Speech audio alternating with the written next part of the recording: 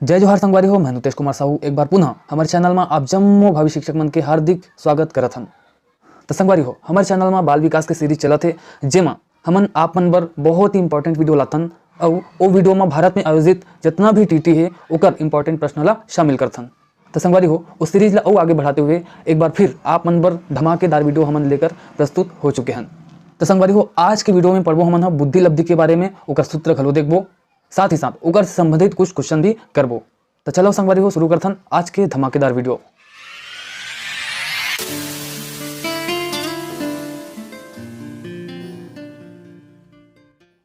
तो संगवारी हो, सबसे पहले देख लेथन कि बुद्धि लब्धि हर एक चीज है ना, ओकर परिभाषा का हरे। तो साथियों, बुद्धि लब्धि बुद्धि को मापने का एक तरीका है भाई, है ना। और बुद्धि लब्धि द्वारा किसी इंसान की बुद्धि को परिभाषित किया जा सकता है कि वह किस बुद्धि का है। ठीक है, मतलब सीधा सीधा है, जो बुद्धि लब्धि है वो एक तरीका है जिससे हम इंसानी बुद्धि को मापते हैं। ठीक है, और उसके आधार पर हम कह सकते हैं कि कौन सा इंसान किस बुद्धि का मालिक है ना। अब बात कर लेते हैं संगवारी हो कि जो बुद्धि लब्धि के सूत्र है ओकर प्रतिपादन कौन करे है, कौन आविष्कार करे है बुद्धि लब्धि सूत्र के, है ना। तो ओकर बारे में थोड़ा सा चर्चा कर लेते हैं, पढ़ लेते हैं। तो बुद्धि लब्धि के सूत्र का आविष्कार टर्मन ने किया। ठीक है, हालांकि सबसे पहले जो बुद्धि लब्धि का सूत्र स्टर्न ने दिया था, है ना, परंतु उसमें संशोधन की जरूरत थी। टर्मन ने उसमें सुधार करके उसमें एक नया आयाम दिया। इस कारण से बुद्धि लब्धि के सूत्र का श्रेय किसको जाता है? टर्मन को जाता है ना। तो साथियों, जो बुद्धि लब्धि का सूत्र है सबसे पहले इतिहास में स्टर्न नामक मनोवैज्ञानिक ने दिया था, परंतु उसमें कुछ खामियां थी, संशोधन की आवश्यकता थी। तो उस संशोधन को किसने किया? जो स्टर्न के सूत्र में कमी थी, उस कमी को किसने पूरा किया? तो उसे पूरा किया टर्मन मनोवैज्ञानिक ने। ठीक है, और टर्मन ने स्टर्न के सूत्र में सुधार करते हुए एक नए सूत्र का आविष्कार किया जिसे हम आज वास्तविक बुद्धि लब्धि का सूत्र मानते हैं। ठीक है, तो साथियों, जो टर्मन जी का बुद्धि लब्धि सूत्र है वो कैसा है देख लेते हैं। तो ये बहुत इंपॉर्टेंट है, ये याद कर लीजिएगा क्योंकि इससे संबंधित आपको प्रश्न निश्चित ही 1 या 2 नंबर के पूछे जाते हैं। ठीक है, तो बुद्धि लब्धि का सूत्र देख लेते हैं। तो बुद्धि लब्धि का सूत्र होता है बुद्धि लब्धि बराबर मानसिक आयु बटे वास्तविक आयु। ठीक है, मानसिक आयु अंश में रहेगा, वास्तविक आयु जो है वो हर में रहेगा। इसे आप माइंड में अच्छे से लोड कर लीजिएगा, नहीं तो पता चला एग्जाम में आप वास्तविक आयु को पहले अंश में लिख रहे हैं और मानसिक आयु को हर में लिख रहे हैं, तो ऐसे में आंसर गड़बड़ हो जाएगा। ठीक है, तो आपको सूत्र में मानसिक आयु को अंश में लिखना है, वास्तविक आयु को हर में लिखना है और उसे गुणा कर देना है 100 से, है ना। ठीक है, तो पुनः सुन लीजिए, बुद्धि लब्धि बराबर मानसिक आयु बटे वास्तविक आयु गुणा 100। तो प्यारे साथियों, अलग अलग बुद्धि लब्धि अलग अलग IQ के हिसाब से अलग अलग वर्ग होता है बच्चों का। ठीक है, तो चलिए IQ लेवल के हिसाब से बुद्धि का अलग अलग वर्ग क्या है देख लेते हैं।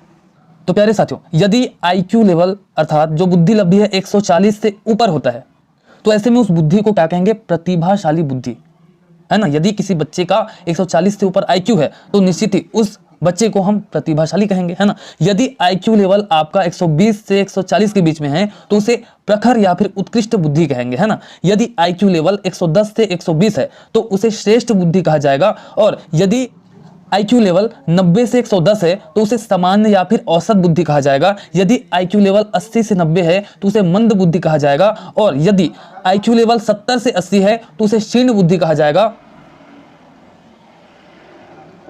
और यदि IQ लेवल 50 से 70 के बीच में है तो उसे मूर्ख बुद्धि के नाम से जाना जाएगा। और यदि IQ लेवल 25 से 50 के बीच में है तो उसे मूढ़ बुद्धि कहा जाएगा। और सबसे न्यूनतम 0 से 25 के बीच में है IQ लेवल तो उसे जड़ बुद्धि कहा जाएगा। ठीक है साथियों, तो इसे आप अच्छे से माइंड में लोड कर लीजिएगा क्योंकि ये आपको बड़े मुश्किल से मिलता है, ये डाटा, ये आंकड़ा। ठीक है, तो ये आंकड़ा मैंने आपको दे दिया है, इसे माइंड पे अच्छे से अपडेट कर लीजिएगा, है ना।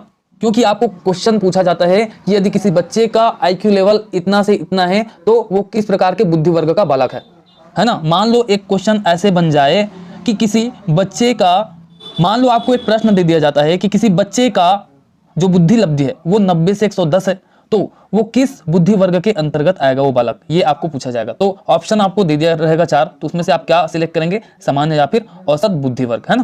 तो इस प्रकार से क्वेश्चन बनता है। तो प्यारे साथियों, जो बुद्धि लब्धि के संबंध में जो इंपॉर्टेंट बातें थी आपको बता दी, है ना। अब थोड़ा सा उससे रिलेटेड क्वेश्चन कर लिया जाए ताकि थोड़ा सा अच्छा लगे आपको। चलिए यहां पर पहला प्रश्न देख लेते हैं साथियों। पहला प्रश्न आपके लिए है, बुद्धि लब्धि का सूत्र किसने दिया या इसके प्रतिपादक कौन है? इस प्रकार से आपको प्रश्न पूछा जाएगा तो आंसर क्या देना है? आंसर हो जाएगा इसका टर्मन। ठीक है, मैंने बता दिया भैया, सबसे पहले इतिहास में बुद्धि लब्धि का सूत्र दिया था स्टर्न ने, लेकिन उसमें कुछ कमियां थी, संशोधन की आवश्यकता थी, तो उसे संशोधित किसने किया? टर्मन ने संशोधित किया और एक नया सूत्र प्रतिपादित किया। तो हम टर्मन के सूत्र का ही उपयोग करते हैं वर्तमान में, है ना। तो यदि आपके ऑप्शन में टर्मन नहीं है और स्टर्न है तो स्टर्न को लगा दीजिएगा, है ना, और स्टर्न नहीं है टर्मन है तो टर्मन को लगा दीजिएगा। लेकिन अगर ऑप्शन में दोनों को डाल दिया जाए तो आप टर्मन को ही चुनिएगा, क्योंकि वास्तविक जो बुद्धि लब्धि का सूत्र है वो टर्मन का ही है ना। चलिए अगला प्रश्न है, बुद्धि लब्धि सूत्र क्या है? तो आपको बता देना भैया, बुद्धि लब्धि का सूत्र है बुद्धि लब्धि बराबर मानसिक आयु बटे वास्तविक आयु गुणा 100। अगला प्रश्न है, सामान्य या फिर औसत बुद्धि लब्धि वालों की बुद्धि लब्धि कितनी होती है? तो भैया 90 से 110, मैंने अभी इस प्रश्न को पूछा था आपको, है ना।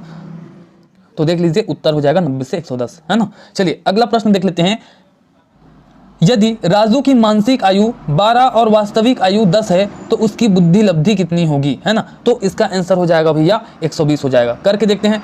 तो बुद्धि लब्धि का सूत्र होता है मानसिक आयु बटे वास्तविक आयु गुणा 100, है ना। तो मानसिक आयु क्या है भैया आपका 12 है, ठीक है, और बटे में वास्तविक आयु कितना है 10 है ना, और गुणा 100 कर देते हैं, ठीक है।